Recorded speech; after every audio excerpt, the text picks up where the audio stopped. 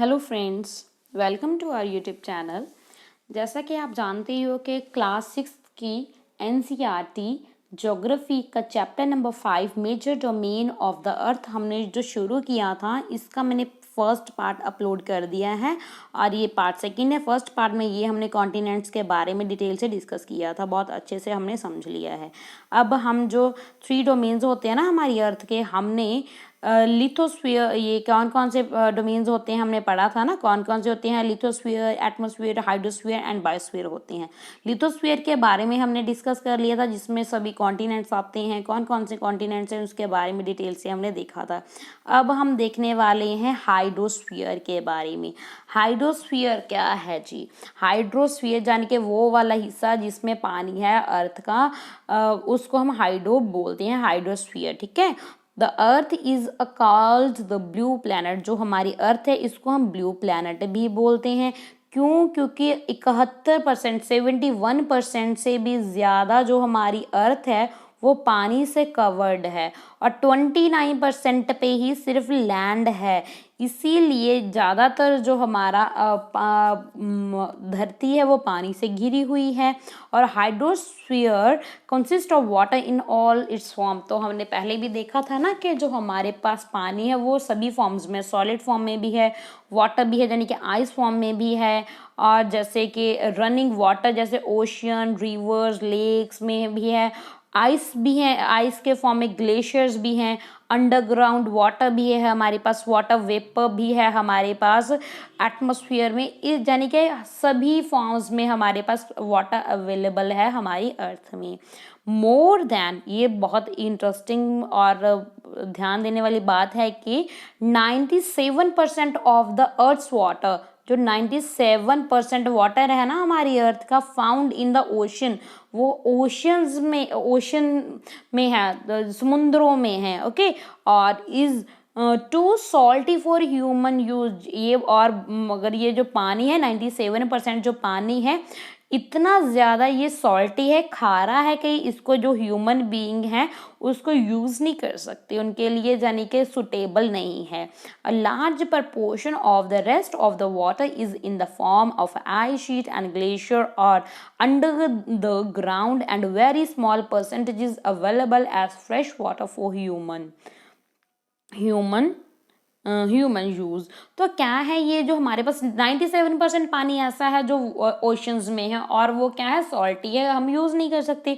और बाकी जो पानी है वो हमें ग्लेशियर के रूप में मिलता है, 3% पानी है ना, और ग्लेशियर के अंडरग्राउंड है, और यानी कि बहुत स्मॉल फ्रेश वाटर है ना जिसको ह्यूमन बीइंग यूज करते हैं, वो बहुत कम है पानी। तो आप ये देख सकते हो हमारे पास, ये कितनी अच्छी डायग्राम है, इससे समझ सकते हो कि हमारे पास पानी तो इतना है मगर जो 97.5% वो ओशियन में है जिसको हम यूज नहीं कर सकते। पानी तो है मगर यूज नहीं कर सकते, सुटेबल नहीं है। सिर्फ हमारे पास 2.5% पानी इतना है जो फ्रेश वाटर है। ओके, यानी कि पानी इसीलिए हमें बचाना चाहिए, फ्रेश वाटर बचाना चाहिए, तभी तो बोला जाता है ना। तो ये है। अब हम बात करेंगे, ये देखो कितने अच्छे से बॉक्स से समझाया गया है हमारी उनके बारे में।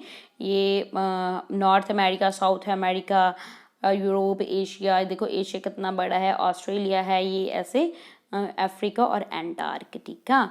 Count the square give in the 5.3 and answer the following. Name the largest continent. Largest continent कौन सा है भाई? Largest which is larger? Europe है जो ऑस्ट्रेलिया है। तो हम इसमें से बॉक्स काउंट करके देख सकते हैं। तो बॉक्स काउंट करके देखें, 1 2 3 4 5 6 7 8 9 10। इसमें तो भाई 10 है और इसमें कितने हैं, 3 और 3 6 8 है। तो सबसे लार्जर कौन है? ये यूरोप है, ये तो छोटा है, सबसे छोटा है भाई ये तो, है ना, ये बताया गया है। और hence despite being a blue planet we face a shortage of water. तो चाहे इसको ब्लू प्लैनेट बोला जाता है, पानी बहुत ज़्यादा है हमारी अर्थ में मगर फ्रेश वाटर बहुत कम है, इसीलिए हमें फेस करनी पड़ती है शॉर्टेज ऑफ वाटर। अब हम बात करने वाले हैं ओशंस के बारे में। ओशन यानी कि समंदरों के बारे में। Oceans are the major part of hydrosphere, ये बहुत इंपॉर्टेंट पार्ट है हमारे हाइड्रोस्फीयर में। देयर आर ऑल इंटरकनेक्टेड, जितने भी समुद्र हैं वो एक दूसरे के साथ इंटरकनेक्टेड हैं। The ocean waters are always moving, ये जो पानी है ना ये देखो चलती रहती है, ये नेचर है ना चलने का, ये हमें संदेश देती है वैसे तो, है ना। ये पानी भी है, हमेशा मूव करता रहता है। The three chief movement of the ocean water are the waves, tides and the ocean currents.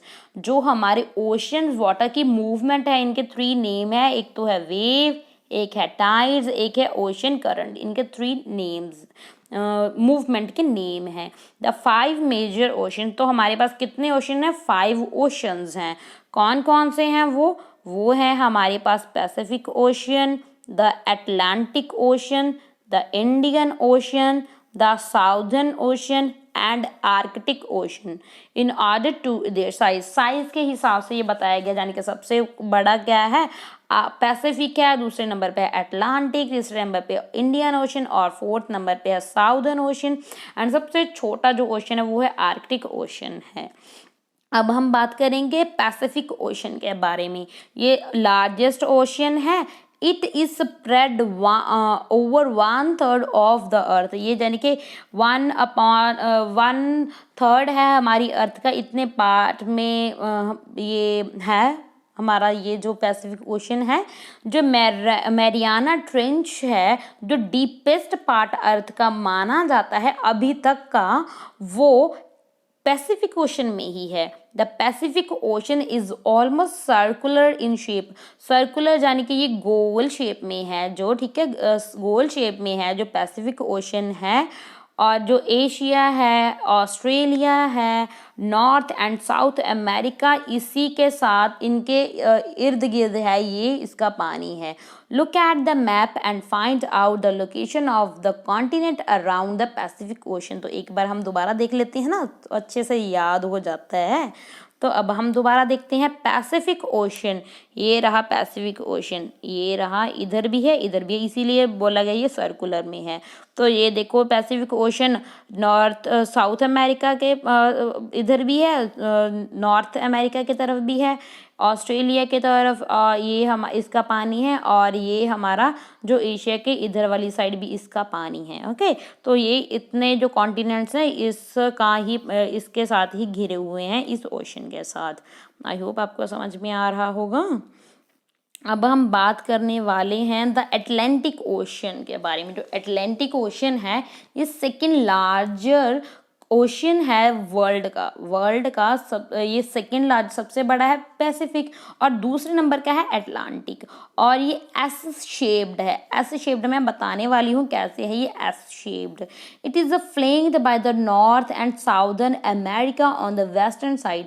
और ये मतलब फ्लैंक्ड हो गया है साउथ और north and south America on the western side से, and Europe and Africa on the eastern side, and the coastline of the Atlantic Ocean is a highly indented. This irregular and indented coastline provides an ideal location for a natural harbor and यानी कि मैं आपको समझा देती हूँ।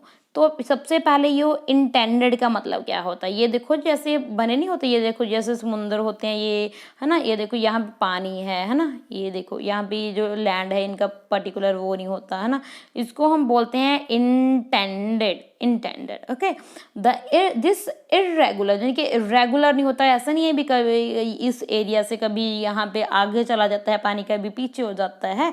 Irregular and intended coast line provides ideal location, ये ideal location देती है। जो इर्रेगुलर वजह से ही ये आइडल लोकेशन देती है for natural harbour and ports.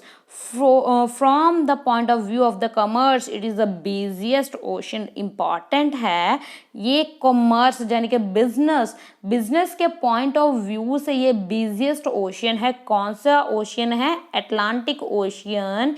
ये ओशियन कॉमर्स के पॉइंट ऑफ व्यू से बिजिएस्ट ओशन है। इसका भी देखते हैं कहाँ पे है ये हमारा ओशियन। तो हम यहाँ पे भी दोबारा जा रहे हैं। ये है हमारा अटलांटिक ओशन, ये है अटलांटिक ओशन। तो एस शेप कैसे बनती है मैं आपको ये भी दिखाने वाली हूँ अब, है ना। तो एस शेप कैसे, ये देखो ये यहाँ पे है और ये यहाँ पे चला गया और ये फिर ऐसे है, बन गया ना एस। तो ये एस शेप है, तो इसी वजह से ये एस शेप है। और ये बिजिएस्ट प्लेस है, ओशन है, जहाँ पे क्या होता है हमें कॉमर्स के बिजनेस में ये मतलब बहुत हेल्पफुल होता है, ये वाला जो ओशन है, ठीक है, बिजिएस्ट है। आगे हम बात करने वाली हैं the Indian ocean. Indian ocean is the only ocean named after a country that is India. तो इंडियन ओशन का जो नेम है ये इकलौता एक ऐसा ओशन है जिसका नेम किसी कंट्री के नेम पे रखा गया है, दैट इज इंडिया। इंडिया हमारी कंट्री के नेम पे इसका नेम रखा गया है। The shape of the ocean is almost triangle. तो इसका जो शेप है वो ट्रायंगल है, तिकोना है। In the north and bounded by the Asia, in the west by Africa and in the east by Australia.